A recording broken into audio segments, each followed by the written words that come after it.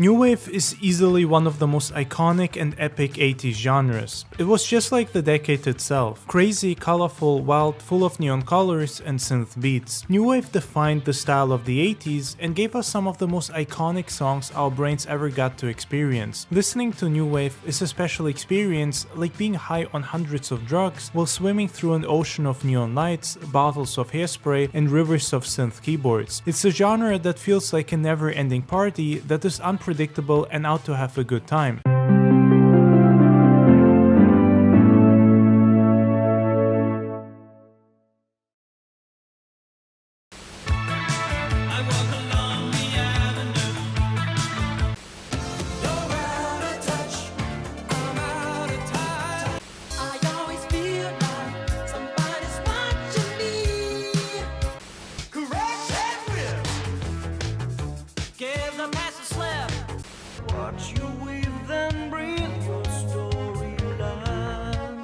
When I think of the 80s, new wave music instantly pops into my head. What's interesting about new wave is that the genre originated from punk music,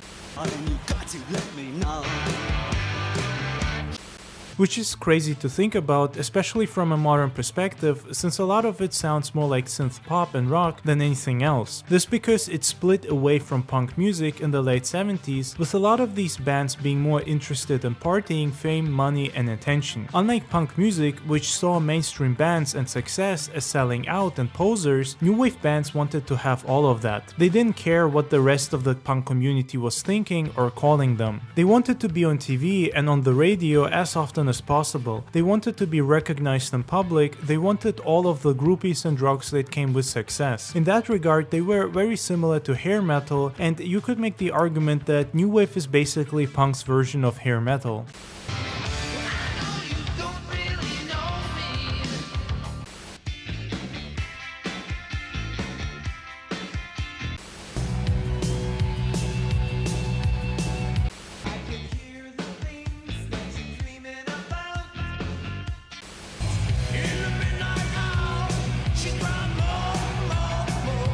As great as a lot of punk music is, it wasn't radio or media friendly in most cases, and bands often had the habit of presenting themselves and acting in very antisocial and inappropriate ways.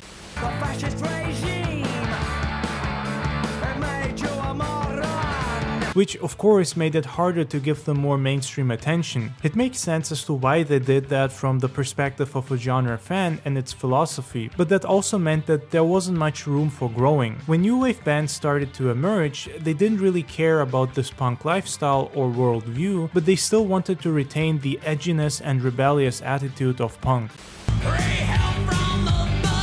It's why when you listen to a lot of these artists or see some of their live performances, you can see how they carry themselves on stage in a certain way that was closer to how punk bands carry themselves. This was then coupled with the new wave fashion that they introduced, which defined a lot of youth culture back in the 80s, especially in the nightclub scenes. Just like the punks, they had wild hair, dressed outlandish, but also added a certain extravagant and flamboyant attitude that made them stand out. Not all new wave bands did that. In fact, it is often actually pretty difficult to say what can and can't be considered new wave. A band didn't have to look like a Flock of Seagulls or the Romantics. Some of these artists even had very short hair or were even bald like Bronski Beat.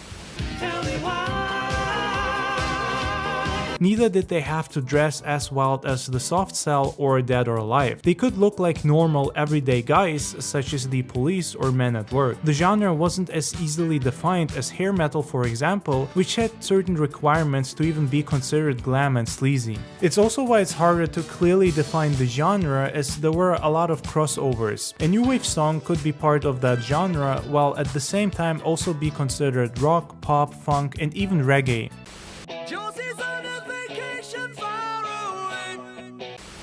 Travel the world and the seven seas.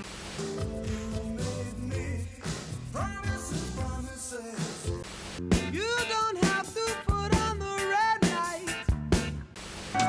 Traveling in a Friday combi.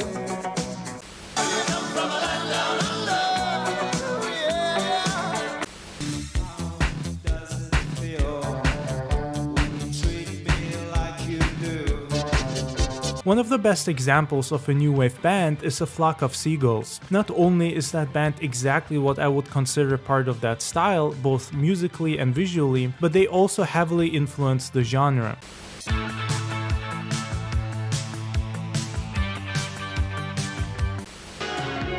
the way you look, it's not the way that you smile.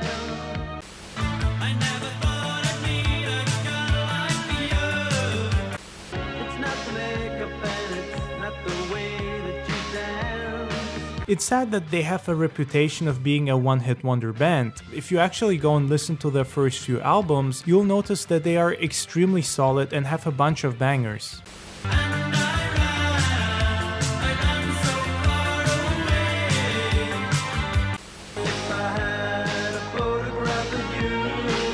Now I'm sure there's a bunch of people just like me in their 20s who know this song and band from GTA Vice City. In fact, when I hear I Ran So Far Away, I instantly think of Vice City because the song has burnt itself into my brain from playing the game so much and listening to Wave 103. But this band is also a great example of the style that was present within the genre. It was different and rebellious, but at the same time had a certain dandy look. Although to me, a lot of them looked like some mad scientists experimenting with synth keyboards and guitars, about to drop some of the sickest music anyone ever heard in the 80s.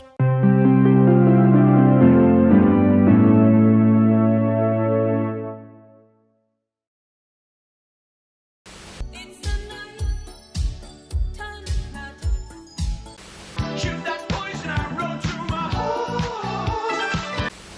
Baby, baby, what's the claim to fame? You're just using me, abusing me.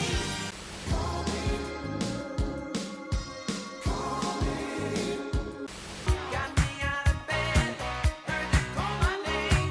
Style has always been an important factor of any genre, even if some people claim it's all about the music and that visuals don't matter, which isn't actually true. Style has always been important because it gives certain genres their own unique look, but also lets fans be able to dress the same way, communicating to the world that they associate with the genre and its subculture. New Wave shaped the look of the early 80s in a massive way, at least when it comes to youth culture. They dressed like rebels, but at the same time embrace the insanity of that decade, which is why a lot of these bands have some of the wildest looks with lots of colorful pastel clothes and hair that clearly shows that size matters. In a way, this new attitude made them extremely punk despite the hate they were getting from that community.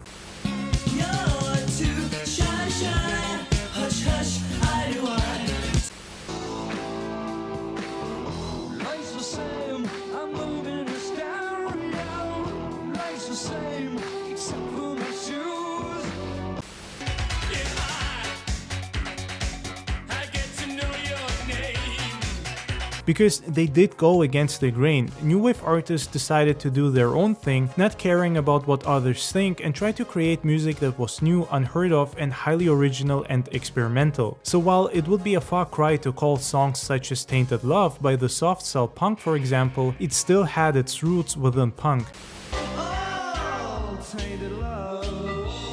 And in many ways, I'd even say that it was more punk than the punk genre because they didn't care about the claim of selling out. I mean, this has been an issue within the rock community for a long time now. And when I say rock, I mean all genres of rock, including metal. There is a lot of insane gatekeeping going on, as well as people and bands being insulted as posers because they got big or very successful. It's this attitude that caused the downfall of the genre from the mainstream because it simply stopped evolving and innovating. Anytime a band comes along that tries to do things differently, they get insulted and hated on.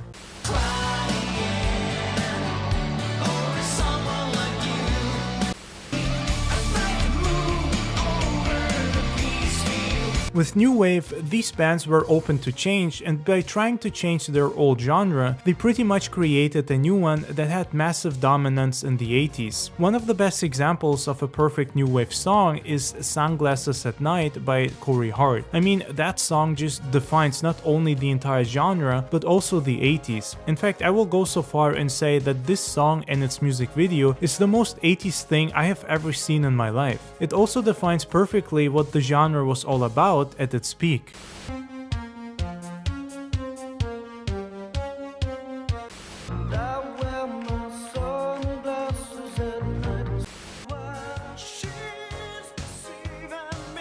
You've got an insane dose of neon colors literally everywhere in the video. Corey is wearing a white shirt with his chest open, slim leather pants, and of course the most retro sunglasses at night. Not to mention the strong and extremely prominent synth beats that are all over the song, mixed with a rock heavy guitar.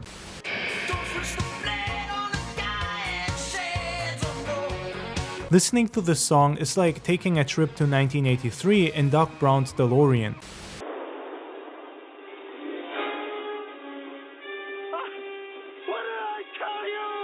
It's that good and iconic. This song is also a good example of how diverse new wave as a genre was, in the sense that a song could have strong rock music elements and influences, while at the same time be strongly dominated by synth beats. But also, there were plenty of songs that were almost entirely made up of synths and pop sounds, but still considered part of the genre. It also means that a lot of the new wave artists and bands could easily be described as pure rock bands or pop bands or funk bands, etc. It wasn't as strict as it is for other types of music, and this diversity allowed the genre to change its sound all the time and create some really iconic and memorable songs. Pick it up. Take me back home, man.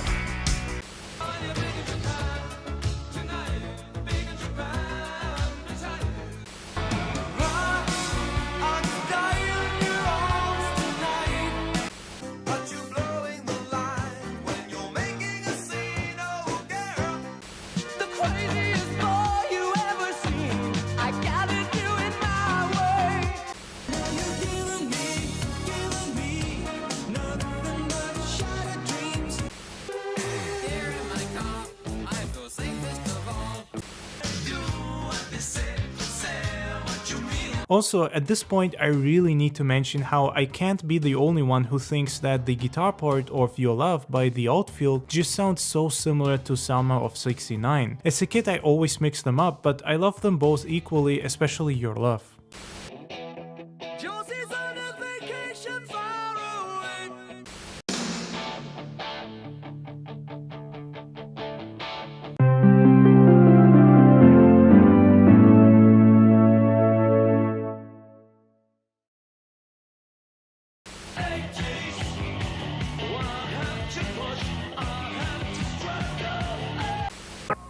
Coming soon on cable, your stereo and TV unite to bring you video music in stereo 24 hours a day.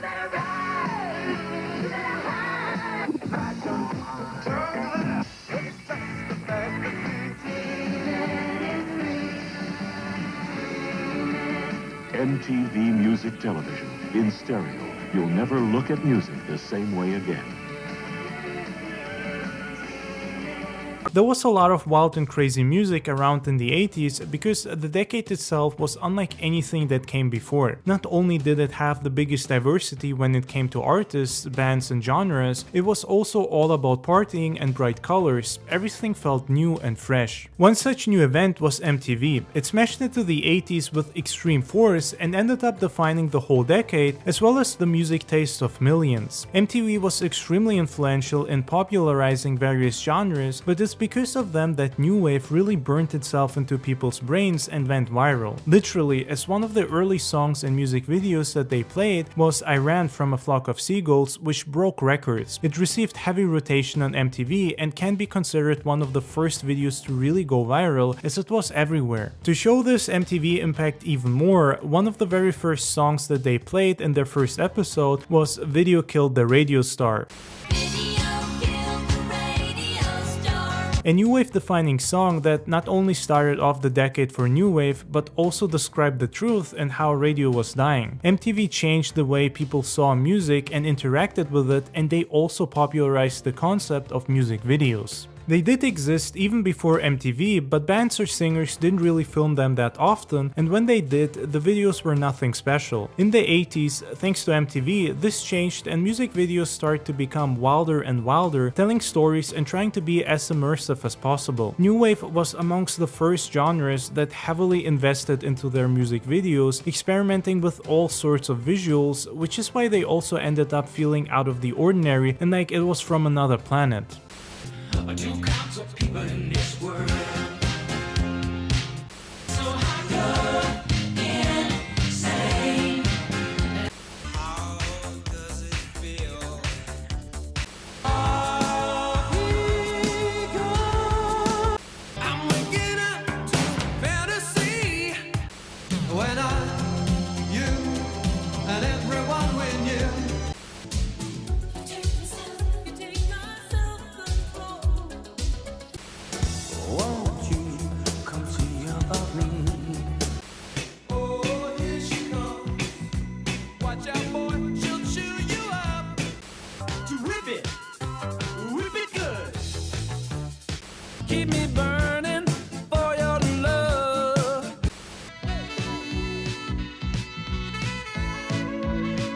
But it wasn't just MTV that was influencing the popularity of the genre. At the time, a lot of new wave songs were used in movies and TV shows, most notably Miami Vice. In fact, it's due to Miami Vice that you started hearing contemporary music in TV shows in general. Miami Vice had a reputation of using a lot of modern music, not just new wave, but pretty much any genre they deemed fitting for whatever episode or scene they needed it for. It was a cultural phenomenon, and many bands and musicians were actively trying to get featured on the show. It's why it was originally even called MTV Cops due to its strong MTV-like vibe.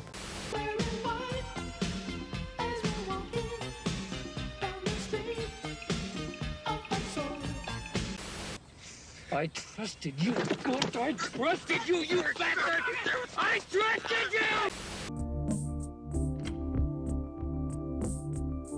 I can feel it coming in the air tonight.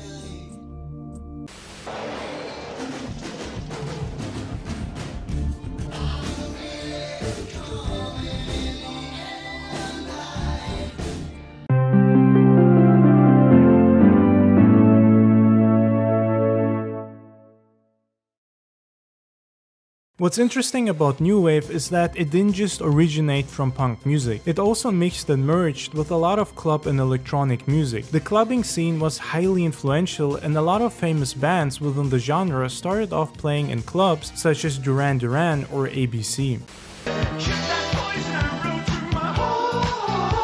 But what a lot of people don't know is how big the gay influence on new wave in the 80s in general was. I mean, a lot of 80s aesthetics are just straight up gay as hell, no matter whether the artists themselves identified as such or not. Just look at the hair metal scene, where feminine clothes, drag and makeup were popular, yet the bands themselves were usually extremely straight and all about women. Within new wave, a great example of such bands would be Bronski Beat, Touch me, please. I cannot stand the way you tease. I don't even think that I love you. Don't give a lie on my feelings tonight. Gonna hold your kiss. Relax, don't do it. When you want a second to it. There were others of course, but these were among the most prominent ones with some of the biggest hits. New wave will forever be one of the most legendary and amazing genres in my opinion. It changed the way we view music and also defined a whole decade. Don't mess around with the guy in shades of law. Face to face, and back to back. I don't know what's come over me. Yeah. Rush for fantasy. Young teacher, the subject of schoolgirl fantasy.